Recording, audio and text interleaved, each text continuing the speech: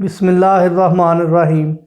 السلام علیکم دوستو، کبھی کبھی ناتجربہ کار سے بھی چالاکی مہنگی پڑ جاتی ہے۔ دوستو اسی ٹاپک پر آج کی ویڈیو ہے، تو چلیے دوستو آج کی ویڈیو کو سٹارٹ کرتے ہیں۔ دوستو ایک گاؤں میں ایک نواب صاحب رہا کرتے تھے اور بہت ہی بڑی جائیداد اور زمینوں کے مالک تھے۔ زندگی بہت اچھی گزر رہی تھی۔ ان کے آس پاس کے بھی نواب سے بہت خوش تھے۔ ایک دفعہ نواب صاحب بیمار ہو گئے اور اسی بیماری میں ان کا چھوٹا پیشاب بند ہو گیا۔ قریب کے سارے حکیم اور طباء نے اپنے نسخے آزما لیے، مگر نواب صاحب کو کسی طور پر آرام نہ آیا۔ تنگ آ کر نواب صاحب نے اپنے ملازم حکیم سے کہا کہ قریب کے گاؤں میں منادی کروا دو کہ جو ہمیں اس بیماری سے نجات لائے گا ہم اسے 100 اشرفیاں دیں گے۔ بہت سے لوگ انعام کے لالچ میں نواب صاحب کا علاج کرنے آئے، مگر کوئی بھی کامیاب نہ ہو سکا۔ نواب صاحب کی تکلیف روز بروز بڑھتی جا رہی تھی، مگر کوئی بھی حکیم ان کا علاج تلاش نہ کر سکا۔ ایک دن ایک بزرگ پھٹے پرانے حال میں حویلی کے گیٹ پر پہنچے اور دربان سے اندر جانے کی اجازت چاہی۔ دربان نے بزرگ کا حلیہ دیکھ کر انہیں بھگانا چاہا، مگر بزرگ بضد رہے کہ انہیں نواب صاحب سے ملنا ہے۔ بمشکل تمام درباریوں نے ان بزرگ کو نواب صاحب کے پاس جانے کی اجازت دے دی۔ وہ بزرگ نواب صاحب کے پاس پہنچے اور علاج کی اجازت چاہی۔ نواب صاحب نے ان کا حلیہ دیکھ کر بے دلی سے اجازت دی۔ بزرگ نے خربوزے منگوائے اور چھیل کر نواب صاحب کو کھلانے شروع کر دیے۔ ابھی نواب صاحب نے 2 ہی خربوزے کھائے ہوں گے کہ انہیں پیشاب کی حاجت ہوئی اور وہ جلدی سے استنجا خانے کی جانب تشریف لے گئے، اور جب ان کی واپسی ہوئی تو ان کے چہرے کا اطمینان بتا رہا تھا کہ وہ تکلیف سے نجات حاصل کر چکے ہیں۔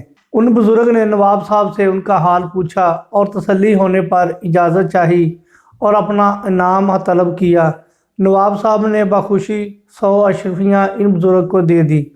نواب صاحب کا حکیم بھی یہ دیکھ رہا تھا۔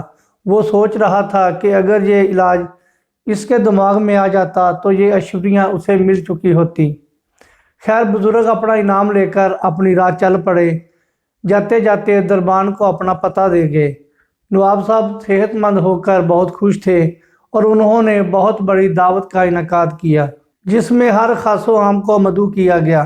کچھ ماہ بعد نواب صاحب اسی تکلیف میں دوبارہ مبتلا ہو گئے۔ ہر طرح کے علاج کے باوجود بھی ان کی تکلیف دور نہ ہوئی، تو انہوں نے دوبارہ منادی کی تجویز دی۔ ان کے حکیم نے کہا کہ بلا وجہ 100 اشرفی ضائع کرنے کی ضرورت نہیں، آپ خربوزے منگوائیے، میں ابھی علاج کیے دیتا ہوں۔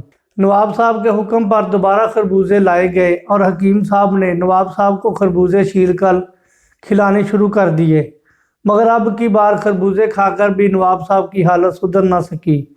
اب حکیم بھی پریشانی میں مبتلا ہو گیا کہ اشرفیوں کے لالچ میں وہ کس مصیبت کو دعوت دے بیٹھا ہے۔ وہ بھاگا بھاگا حویلی سے باہر آیا اور سب ملازمین کو جمع کرنے کے بعد منادی کا حکم دیا۔ دربان نے جب یہ سنا تو اس نے بتایا کہ وہ حکیم کا پتہ جانتا ہے، وہ اسے پکڑ کر لے آئے گا۔ حکیم نے فوراً ان بزرگ کو لانے کا حکم دیا اور نواب دونوں بے چینی سے بزرگ کا انتظار کرنے لگے۔ بزرگ نواب صاحب کے پاس پہنچے تو ان کی حالت دیکھ کر خربوزے لانے کا کہا۔ نواب صاحب کے حکیم نے کہا کہ وہ نواب صاحب کو خربوزے کھلا چکا ہے۔ بزرگ بضد رہے کہ خربوزے لائے جائیں۔ بالآخر ان کی ضد سے مجبور ہو کر نواب صاحب نے خربوزے لانے کا حکم دیا۔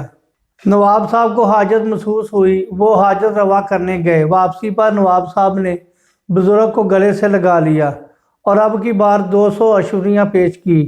بزرگ نے وہ اشرفیاں لینے سے انکار کیا اور جانے کی رخصت مانگی۔ نواب صاحب نے کہا، پہلی بار جب میری طبیعت خراب ہوئی تھی تو آپ نے مجھے خربوزے کھلائے، اب کی بار طبیعت خراب ہونے پر وہی علاج میرے حکیم صاحب نے کیا تو اس نے اثر نہ کیا، لیکن آپ نے آ کر پھر خربوزے ہی سے علاج کر دیا۔ بزرگ نے جواب دیا کہ پہلے جب آپ کی طبیعت خراب ہوئی تھی تو اس موسم میں خربوزے کا گودا فائدہ مند تھا، اور اس موسم میں خربوزے کا چھلکا فائدہ دیتا ہے۔ میرے لیے 100 اشرفیاں ہی بہت ہیں، یہ اشرفیاں آپ میری طرف سے اپنے حکیم صاحب کو دے دیں۔ نواب صاحب کا حکیم بزرگ کی بات سن کر دل ہی دل میں بہت شرمندہ ہوا، بزرگ سے معافی مانگی اور ان کی شاگردی اختیار کر لی۔ جی دوستو، امید ہے آپ کو آج کی یہ سٹوری بہت پسند آئی ہوگی۔ بہت شکریہ، اپنا خیال رکھیں، مجھے اجازت دیں۔ السلام علیکم ورحمۃ اللہ وبرکاتہ۔